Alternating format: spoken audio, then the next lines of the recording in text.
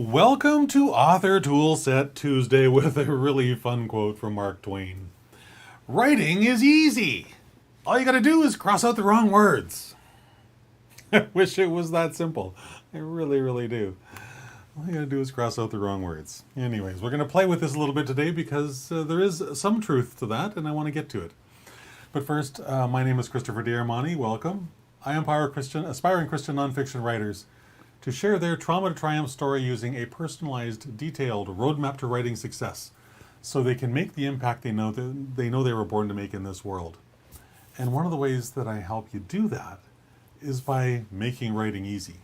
Not in the way that Twain's talking about here, because he's actually talking about editing. He's not talking about the actual writing of a first draft. And there's lots of ways to make that really simple. But we're going to talk a little bit about Mark Twain's madness just now. Your first draft, if you're not familiar with how I deal with things, your first draft is just you telling yourself the story for the first time. It's you getting all the stuff that's in your head out of your head and onto the page in front of you so you can actually make sense of it. That's the purpose of a first draft. And that's why I'm a huge advocate of writing first drafts really, really quickly, as fast as you possibly can. Because the faster you can get the stuff out of your head and onto the page, the less time your infernal editor has to get in there and muck it all up. That's important. Keeping him on the sidelines, him, her, whatever the infernal editor, whatever name you have for the little jerk that lives up here and says that, you can't write. Who do you think you are to write a book? Can't even string a sentence together. You know, whoever's saying that in your head, I call him the infernal editor. And during a first draft, his only place is to be chained up in the basement where he can't hurt anybody. You know, occasionally I'll let him out during the editing process because there are some things that he perhaps might be able to help with, but most of the time, that angry little jerk needs to be chained up in a basement somewhere where he simply can't hurt you. So back to my point, after my long segue into the infernal editor, your first draft is just you telling the story. It's just the starting point for your book. It's not anything else beyond that.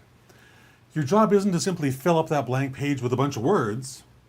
Your job is to fill up that blank page with the right words, as right as possible while you're doing that first draft. And that's where the speed comes in, why it's so beautiful, because the speed prevents you from trying to fix it inside your own head before it's on the page in front of you. It's the last thing in the world you want to do. You think I thought for 15 years, well, I have to make it perfect on the page or I can't even bother writing the sentence. And it's that kind of nonsense thinking that stopped me from completing a single first draft in over 15 years. Utter nonsense. And yet I bought into it and believed it and lived it without truly comprehending for a really long time, far longer than I'm comfortable admitting, that it was keeping me stuck. I don't need to be stuck. It's getting unstuck is really, really easy. Just let myself write. Stop putting all this crap around it. Really. So your job is to fill the right page with the right words, the words that will flow out of your head, through your fingers onto the page, and then up through your reader's eyes and into their heart. And that's where it will take up residence and make a massive impact in their life. Those are the words we want to keep. So the art of word pruning, pruning our word salad, call it whatever you want, editing, this is what Twain's talking about in this quote, just cross out all the wrong words. This process of editing, of pruning your words, is where you revise your ideas for clarity, for focus, and for depth. It's hard to do all of that in a single pass. It is really important to get that first draft done out of the way, and then multiple passes on your manuscript to attack it from a couple of different angles so that you can make it as crystal clear as possible and as powerful as possible and as impactful as possible. And the point of all of that editing is to get rid of all the fluff, all the nonsense, all the clutter that can come out of our head when we're not as focused as we would like to be, perhaps. And I say that even though I really ought not to.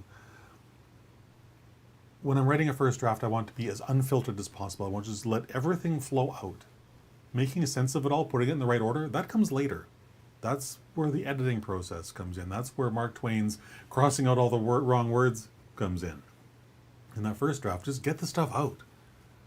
Once it's out, then you can do something with it. Until it's out of your head, it's just going to rattle around in there and keep you living on someday island, and nobody wants to live there.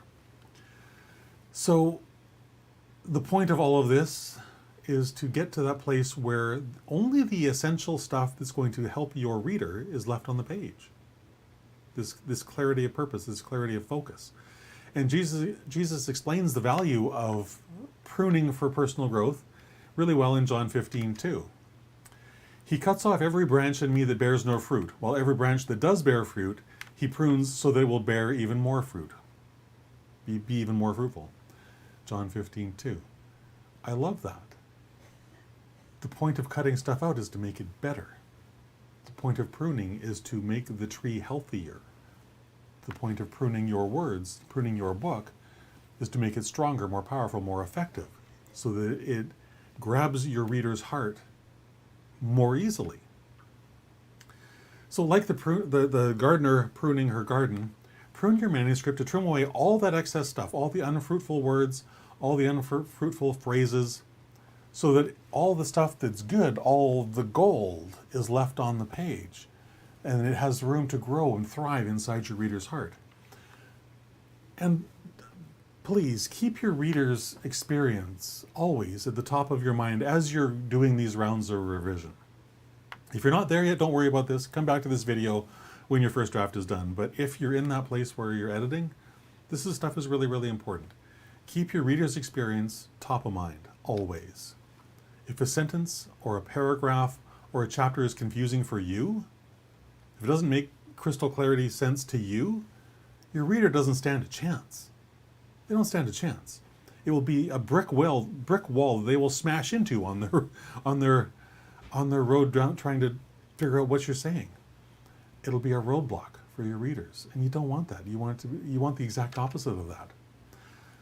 So to that end, while you're in the editing process and revising the words that came out during that first draft, follow the Bible's really great example of verse brevity and try to communicate your ideas as clearly and concisely as possible.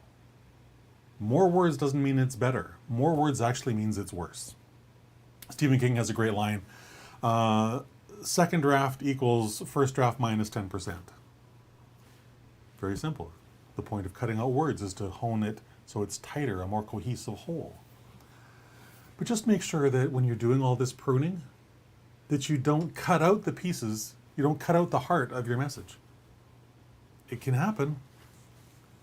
It can happen really, sadly, far too easily, because we can get stuck in the mindset that, well, I need to cut out more words because my book can only be X number of words.